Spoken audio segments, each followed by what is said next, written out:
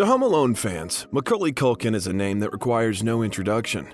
And Michael Jackson needs no introduction. Full stop. In the early 1990s, it's hard to imagine anyone's showbiz careers bigger. And funnily enough, the two megastars soon became fast friends as a result. After Macaulay Culkin's overnight rise to movie superstar status, the New York City native was considered one of Hollywood's most successful child prodigies, a cultural phenomenon that broke records as the world's highest-paid child actor ever. Culkin soon turned more heads, becoming inseparable to music's biggest superstar, Michael Jackson. The two were seen out together, taking over theme parks, raiding toy stores, and appearing in music videos together. Despite their 22-year age gap, it was clear they had a bond like no other that was often misunderstood. Throughout the years, as allegations of Jackson's behavior have exploded into the mainstream, people assumed that Michael Jackson might have also abused the child superstar. But what really happened behind the gates of Neverland Ranch? What was it really like to call Michael Jackson your best friend? Here's the detail. Before focusing primarily on acting, Macaulay was in fact a classically trained ballet dancer. Michael Jackson and Macaulay Culkin's paths first crossed in 1989 when Culkin was performing in a production of The Nutcracker at New York City's Lincoln Center. Jackson attended the event with his then friend and former US President Donald Trump and went backstage to meet the show's cast and crew. Quote, "I remember he looked at me like, 'I know you from somewhere.' 'Oh, Uncle Buck, yeah, you're funny.' Uncle Buck being a John Hughes hit comedy starring John Candy that Macaulay featured in that was released earlier that year. Neither a fan of Jackson or enamored by celebrities in general, the brief encounter didn't make much of an impression on Macaulay Culkin. It wasn't until over a year later when the child actor's next movie was released would Michael Jackson reach out again. Home Alone was another John Hughes written and produced comedy, in which the main character of Kevin was written with Macaulay Culkin specifically in mind. About an 8-year-old boy who is mistakenly forgotten after his family leaves to go on vacation. He's left behind to protect the family home and himself from a pair of downtrodden burglars breaking into the neighborhood's vacant homes during the holidays. Released in 1990 for the Christmas period, Home Alone was the nation's #1 film for 12 consecutive weeks, eventually becoming the top-grossing film of the year in the US and the highest-grossing live-action comedy ever. Home Alone was undeniably a monster blockbuster hit, and its lead actor, Macaulay Culkin, overnight became the most sought-after child star of a generation. Seeing this develop, Michael Jackson had his people contact Culkin and invited him to come to stay at his Neverland Ranch. Quote, "He reached out to me because a lot of things were happening big and fast with me, and I think he identified with that," Culkin said. "There's no child actor self-help group. At that point, I was pretty famous and I met plenty of famous people. His fame did not mean a thing." While the pop icon related to him finding such success at a young age, he also appreciated Culkin's ability to treat him like a normal person. Quote, "I really didn't give a shit about famous people. I was thoroughly unimpressed by them," he recalled. Quote, "So, when I first met him, I was like, oh, cool, you're that guy who sings songs. I sing songs in school. That's great. So, anyway." When Macaulay Culkin first stayed at Michael Jackson's Neverland Ranch, they hit it off immediately, escaping from the pressures of their showbiz lives into the fantasy world of childhood Jackson created for himself and his chosen guests. Quote, "He's cool. He's a lot like me," Culkin said at the time. Quote, "We go to the video arcade, we like animals, carnivals, quad bikes. We like goofing off."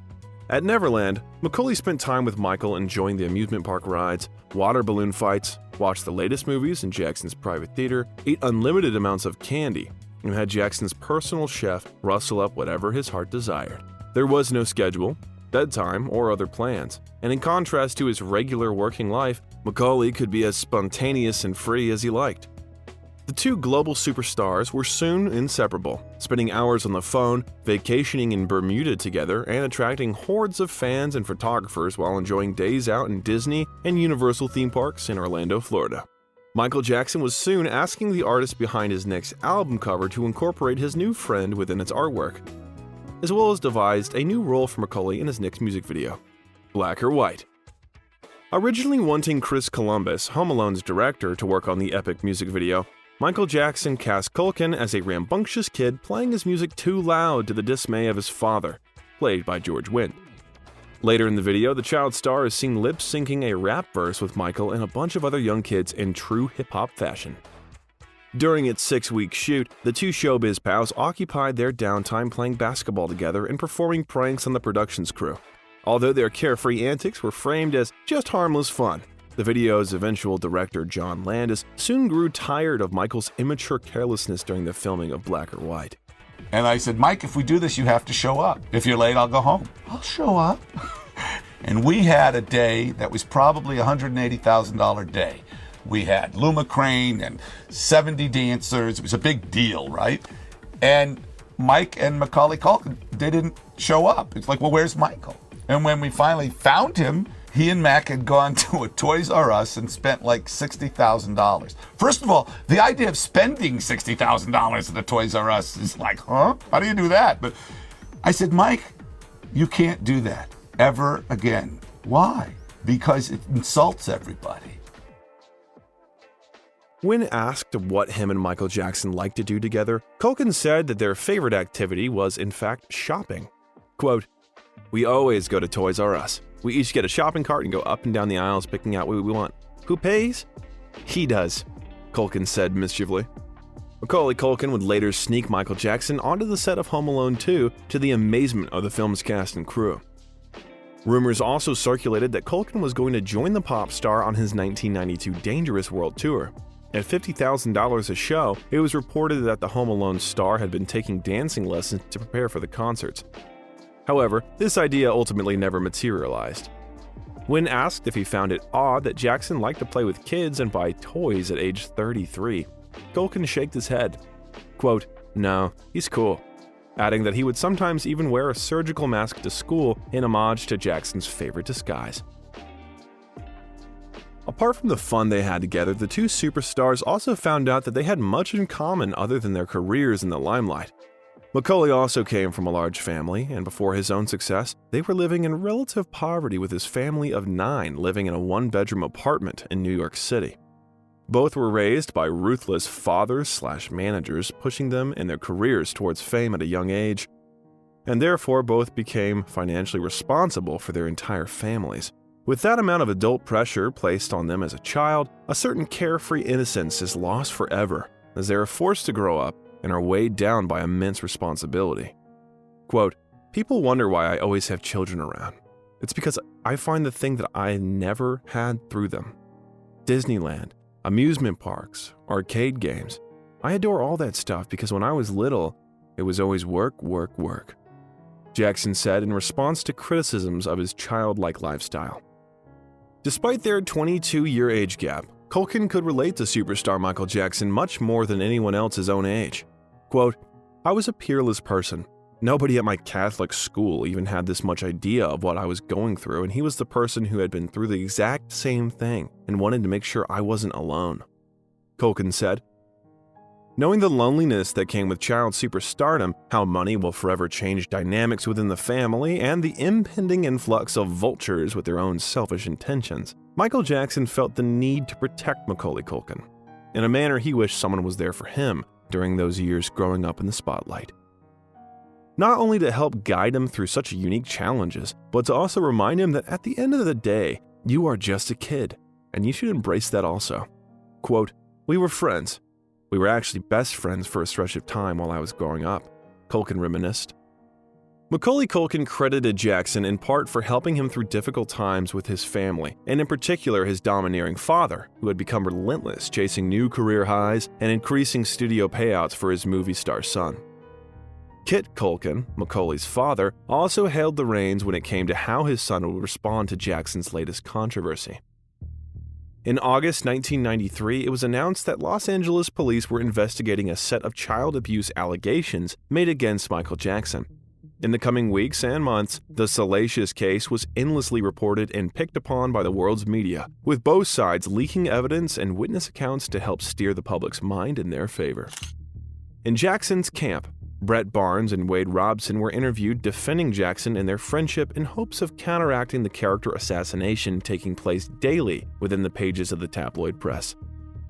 Police interviewed Macaulay Culkin soon after the allegations were first made, and the now 13-year-old child star wanted to make a public statement defending his personal friend. However, his father, Kit, flatly refused for such statement to be made public in fear that the impending scandal would damage Macaulay's family-friendly image and jeopardize several multi-million-dollar movie deals already on the table.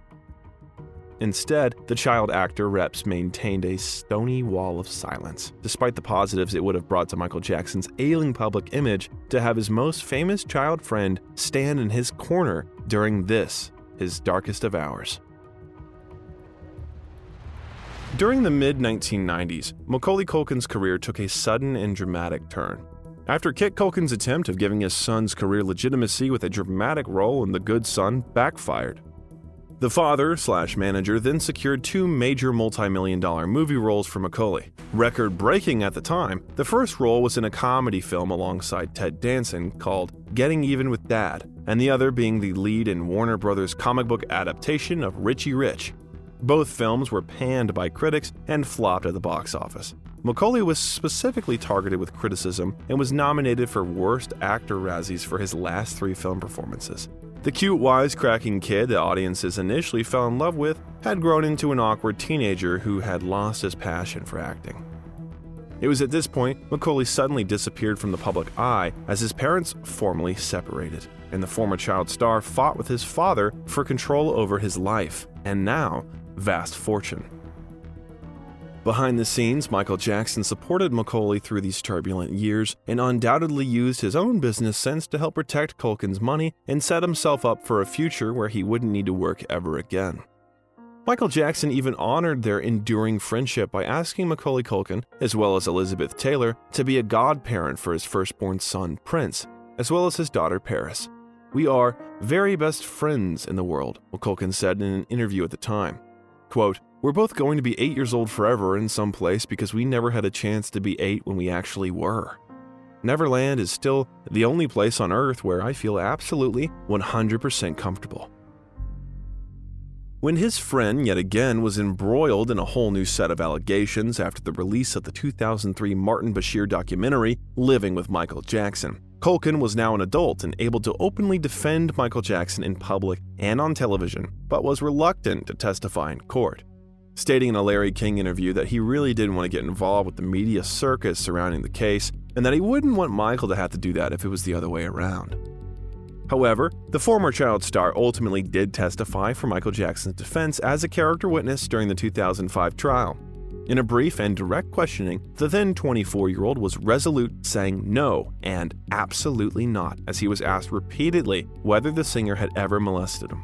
When cross-examined by prosecutor Ron Zonin about a Rolex watch Jackson gave him when he was 11, Culkin said, quote, "I wasn't a person of limited means. It wasn't all that awe-inspiring." Quizzed about where he slept at Neverland, Culkin insisted he tended to, quote, "flop down wherever he was, in the video arcade, the theater, or Jackson's bedroom, and insisted he always fell asleep fully clothed." While at the Santa Barbara courthouse, the two longtime friends bumped into each other in the men's bathroom. "We better not talk," Jackson said, according to Culkin. Quote, "I don't want to influence your testimony." They both quietly chuckled through the tense circumstances and embraced before returning to court. This would be the very last time Macaulay Culkin would see Michael Jackson before he passed away in 2009.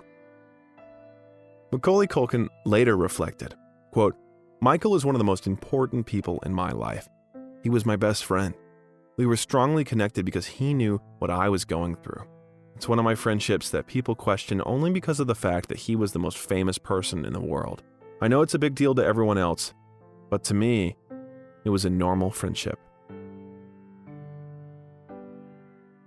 However, despite Macaulay Culkin's continued statements that Michael and him just had a typical friendship, he would yet again find himself entangled in more Jackson child abuse speculation upon the release of Leaving Neverland in 2019. In the two-part documentary film, Wade Robson, who also appeared in Jackson's Black or White music video, brings up Macaulay Culkin when discussing his own relationship with the singer. Quote, "Macaulay was where I was in my previous trips, right by Michael's side every moment," Robson said in Leaving Neverland. Quote, "Now I was kind of on the sideline as far as being Michael's friend and being his favorite, and that was really confusing. The suggestion being that having replaced Wade, it was very likely Macaulay was abused in the same manner Wade claims he was. However, in its attempt to expose Michael Jackson's alleged previously hidden crimes against children, did the film's director Dan Reed ever consider interviewing Macaulay Culkin as part of the project? Quote, "I gave it some serious thought. In the end, I knew that Macaulay had made statements consistently rebutting allegations that were made. I'm not in the business of outing anyone. I don't want to push Macaulay to admit anything he doesn't want to admit or confront anything he doesn't want to confront right now." Despite being explicitly mentioned and not given the opportunity to be interviewed for the film, the former child star has since stated, quote, "He never did anything to me. I never saw him do anything. And especially at this flashpoint in time, I'd have no reason to hold anything back. The guy has passed on. If I had something to speak about, I would totally do it. But no, I never saw anything. He never did anything." Reaffirming that as a now retired actor outside of the whole Hollywood scene and with plenty of his own money, there would be no reason at all for him to mislead or be dishonest when it came to the nature of his relationship with the legendary pop icon. However, despite Macaulay Culkin's desire to shake off his association with the King of Pop and the controversies that continue to surround him, one thing he is grateful for is the enduring connection he has with his goddaughter Paris. Quote, "I am close with Paris. I'm going to warn you now, I am very protective of her, so just look out. I mean that in the fact that I love her so much. She's tall and beautiful and smart. It's great." The two even lived together in New York on and off for 4 years, sharing with her his habit of stealing spoons from restaurants, bars, and cafes as a bit of harmless fun. Paris and Macaulay even gave one another spoons as gifts and have matching spoon tattoos on their forearms. When Paris entered public life, Culkin had just one piece of advice given by virtue of the spoons. Quote, "Don't forget to be silly. Don't forget to take something away from this whole experience, and don't forget to stick something up your sleeve." As for Culkin himself, the star is content with how his life has turned out so far. Quote, "I'm a retired person walking around with a baguette under my arm. I'm living a good life," the former child star said. "Look, I mean, it could have been worse, you know? I mean, look at me. I've got money, I've got fame, I've got a beautiful girlfriend and a beautiful house and beautiful animals.